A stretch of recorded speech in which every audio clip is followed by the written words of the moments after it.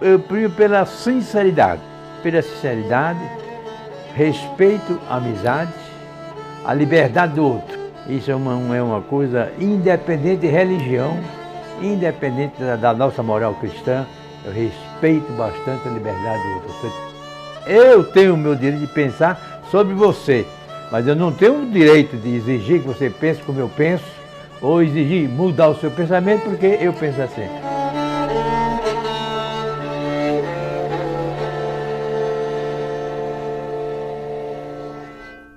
Eu me chamo Sátiro Cavalcante Dantas, frisando Cavalcante com I, que é uma diferença entre os Cavalcante com E e Cavalcante com I. E nasci no dia 22 de janeiro de 1930. Meus pais, João Fernando Dantas, era de Pombal, filho de Pombal, e Erundina Cavalcante Dantas, de Porto de Pedras, que hoje pertence ao município de Jardim Santana, mas pertencia na época ao município de Pau dos Ferros. Nós somos 5, 2 homens e 3 mulheres, sendo os 3 mais velhos, Maria de Socorro Dantas, que hoje é viúva, mora em Natal, e o ministro José Fernandes Dantas, que mora em Brasília, aposentado. E o terceiro sou eu. Aí depois vieram, já em Pau dos Ferros, a gente morando em Pau dos Ferros, mais 2 irmãs. Uma casou-se, a outra ficou como nós dizemos, esperando a sorte. Erundina Nunes e Francisca Ferreira Nunes.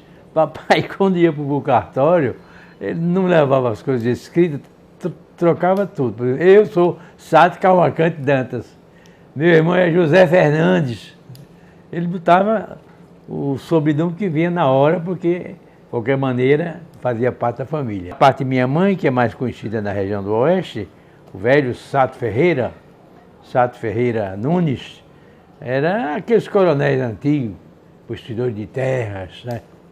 Várias fazendas. A família Ferreira Nunes é uma família que ainda tem uma certa importância, principalmente naquela região de Luiz Gomes, Pau dos Ferros e São Miguel, por causa da política dos Nunes, dos Ferreira Nunes. Israel Ferreira, meu tio, irmão de mamãe, foi deputado estadual 8 vezes. Licurgo Ferreira Nunes, meu tio também, irmão de mamãe, foi prefeito de Pau dos Ferros e foi desembargador. Nossa família tem uma tendência para o direito, quase que não há muitos médicos, mas hoje na nossa família Ferreira Nunes há mais de 175 formados em direito. Foi assim, uma espécie de uma vocação, talvez influenciado pelos 2 tios.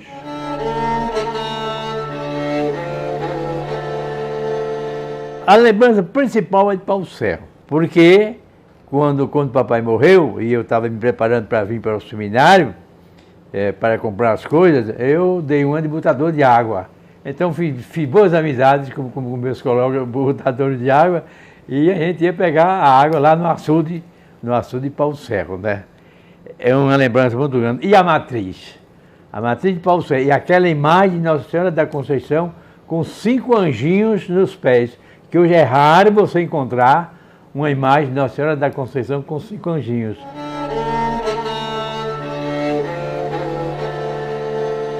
Interessante na minha vida sacerdotal, na minha vocação, quem queria ser padre era meu irmão, Zé Dantas. E eu fazia às vezes de sacristão, ele inventava de celebrar a missa com os primos e as primas, e a hora da comunhão, a hóstia era uma pitomba. Aí eu chegava, avançava no baldezinho de pitomba, tirava 3, 4, saía correndo. Ele gritava: mamãe, netinho está anarquizando a missa. Com a morte do papai morreu com 42 anos, morreu muito cedo. Eu tinha na época, então, 11 anos. E a mais velha tinha 14. Com a morte do papai, não sei precisamente o fato, aí nunca consegui assim localizar o dia, mas um belo dia eu disse: eu quero ir para o seminário.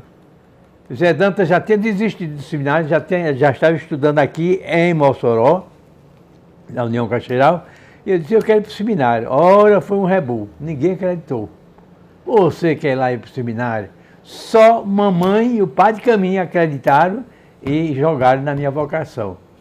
A minha professora do quarto ano primário, Dona Sotera, aliás, a grande professora, o grupo de Paulo Sérgio teve grandes professores, ela disse, eu sei, esse menino é inteligente, ele quer ir para o seminário para se preparar para ser doutor. Ele não quer ser padre, não. Esse não dá para padre, não. E a missa, porque mamãe levava a gente e Zé Dantas era coroinha, e eu comecei também a ser coroinha. Ainda fui coroinha 2 anos. Mas esses coroinha relapso não era dos principais, não, né? É tanto que um belo dia eu fui ajudar a missa de Padre Caminha, era em latim. E eu não tinha decorado ainda aquelas frases latinas. Quando começou a missa, em nome de Pátria, Sete Filhos, introí ad altare Dei, eu fazia... Ele olhou para mim e disse, o que você está dizendo, netinho? Eu tive tanta vergonha que na mesma tarde decorei as partes latinas para poder ajudar a missa de Padre Caminha. 9 de fevereiro de 1943, eu peguei o trem de boca aberta, vendo aqueles vagões. Chegamos aqui em Mossoró às 10h30 e às 11 horas me colocaram no seminário, isso em 43. Saio do trem direto, um chapeado, a gente chama chapeado, pessoal, um chapeado com a mala na cabeça, um primo meu, que já morava em Mossoró, com Zé Dantas nessa época, eu chego no seminário na hora do almoço. Na hora do almoço. Me apresentaram, eu meio acompanhado, muito bem recebido, só conhecia uma pessoa, Valdés, que era de Pau Serro. Em geral, a entrada no seminário era com 11, 12, mas eu não queria ser padre, como eu já o disse, né? Eu cheguei com 14 anos, com 14 anos completo, já maduro, em Pau do Serro eu já dava umas paqueradas de longe, mas de longe, Ave Maria, naquele tempo, no grupo escolar, a gente não podia nem se aproximar, né? Mas a gente tinha uma espiadela de ver.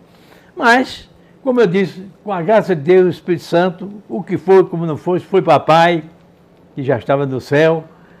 A vocação foi assim, quase por assim dizer, de repente, não houve uma preparação. Mas me apliquei, me introduzi muito bem na minha turma, que éramos 17. Aí estudei o menor, o cidade menor, aqui em Mossoró, fiz outra parte em Fortaleza, outra parte, cada história dessa tem uma razão de ser, em Olinda e Recife, fiz filosofia em São Leopoldo, do Rio Grande do Sul, e teologia em Roma, na Gregoriana. O bispo, ele chegou à conclusão, com o reitor do seminário, porque para dar a aula no seminário, na quarta série era bem 8 disciplinas. Quantos professores para 4 alunos? Eu mandar para Fortaleza era até mais barato e para nós, de uma certa maneira, melhor porque o ambiente, mas é tanto, quando eu cheguei em Fortaleza, a nossa turma já era 40, né?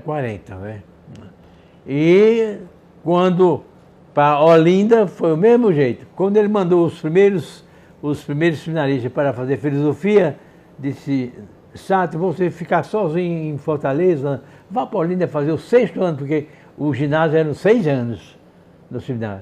Eu disse, bicho, eu estou tão bem aqui em Fortaleza, já há 2 anos, era bibliotecário, isso que eu gostava, passava a tarde na biblioteca. Não, mas faço isso não, para ficar tudo junto, não há problema. Aí eu fui para Olinda. Quando terminei o 6º ano ginasial, eram 6 anos ginasiais. Em Olinda ele disse, você agora vai para o Rio Grande do Sul. Vai fazer filosofia em São Leopoldo, cidade central do Brasil. Em Roma fiz toda a teologia, 5 anos. E me ordenei 1 ano antes mesmo de terminar a teologia, mas com a obrigação de terminar a teologia, porque era o centenário de Nossa Senhora da Conceição, 1954. Outra data que ficou na minha cabeça, 28 de novembro de 1955, cheguei em Mossoró. No outro dia, fui nomeado secretário do Colégio Diocesano de Santa Luzia, que era o Colégio Velho, onde é hoje o Banco do Brasil, um prédio lindo que tem por aí.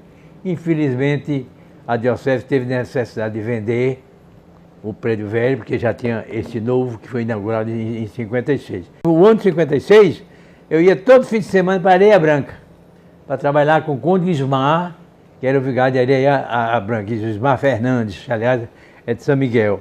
E o meu trabalho era justamente a Ação Católica. Eu passava o fim de semana em Areia Branca para trabalhar com a JOC. O que era o JOC? A Juventude Operária Católica, os sindicatos, aqueles movimentos. Areia Branca era assim, nessa época, muitas ideias comunistas, muitos sindicatos marxistas. Então, o meu primeiro trabalho foi, passei um ano trabalhando em Areia Branca.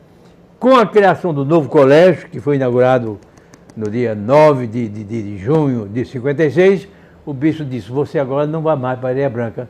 E assumi, então, a capelania de São Vicente. Aí, São Vicente, se a capela tem 90 anos, eu tenho uns 50 anos de capelão de São Vicente. E o mosteiro, etc., é outra história. A UERN, quando o doutor João Batista Cascudo, líder, vamos dizer, o líder criador da UERN, que ele quis entregar o começo da universidade à diocese. A diocese disse que não tinha condições, mas os padres podiam colaborar. E eu sempre tive uma ideia de fundar uma faculdade de Filosofia, Ciências e Letras, que era o curso que preparava os professores, Filosofia, Ciências e Letras. Aí, um belo dia, eu disse, João Batista, eu estou com essa ideia de fundar, anexada à prefeitura, já que a diocese não assumiu, não teve condições, a Faculdade de Filosofia para preparar nossos professores. Ele disse, uma boa ideia, vamos levar para a reunião da FUNCITEC.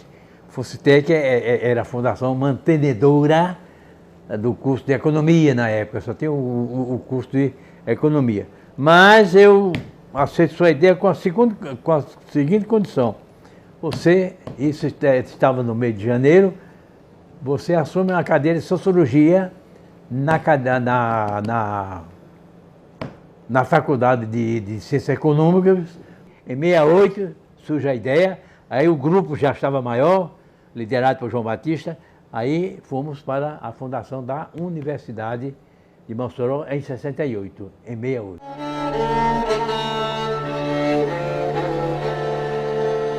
A reitoria foi, na primeira eleição que houve, éramos 14 eleitores no Conselho Universitário. O nosso candidato para o primeiro reitor era João Batista e o vice-reitor Padre Sátiro. Mas houve uma complicação política em Mossoró, a grande eleição onde o doutor Vantam perdeu para Antônio Rodrigues, e então o grupo político dominante excluiu o Padre Sátiro do vice. Isso de uma maneira delicada, de uma maneira... Eu saí na lista no primeiro lugar, mas quem foi nomeado foi o último. Mas, num determinado período, o reitor era doutor Laplace e o prefeito de Juiz Rosado. Houve uma crise política e uma crise dentro da universidade tão grande que a universidade estava desacreditada. O próprio Conselho Federal já tinha comunicado ao Conselho Estadual que não promovesse mais vestibular na nossa universidade. Então, quando Dizuí me procura para assumir a reitoria, e eu disse absolutamente não. O meu propósito é continuar ajudando a universidade como professor. Fui diretor da primeira faculdade de educação anexada à universidade, mas reitor não está nos meus planos. Mas a insistência foi tão grande, isso foi uma semana de badalação na imprensa, na rádio, visita aqui ao colégio, professores, alunos, funcionários.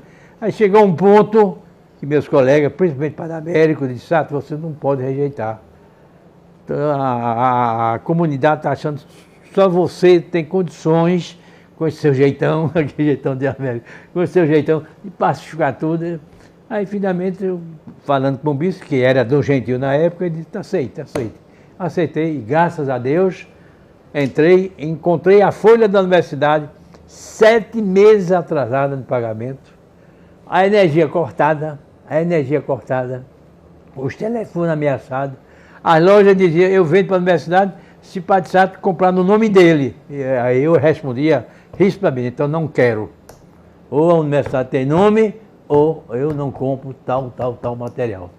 E graças a Deus, em 2 anos, a casa foi arrumada, aí partimos para a grande luta, a maior luta da universidade, que foi a incorporação ao Estado. Aí partimos para uma luta muito bem organizada, muito bem arquitetada, muito bem pensada e planejada. Nessa luta entrou como ajudante de bastidor as ideias de Candé Queiroz. Vamos fazer assim, assim, assim, mafiosamente, uma máfia. E a máfia deu certo.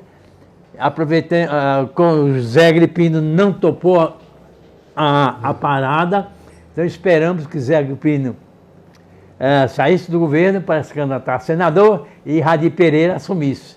Radi assumiu, aí disse, a vez é agora. Aí fomos a Radi. Eu fui a Radi sozinho.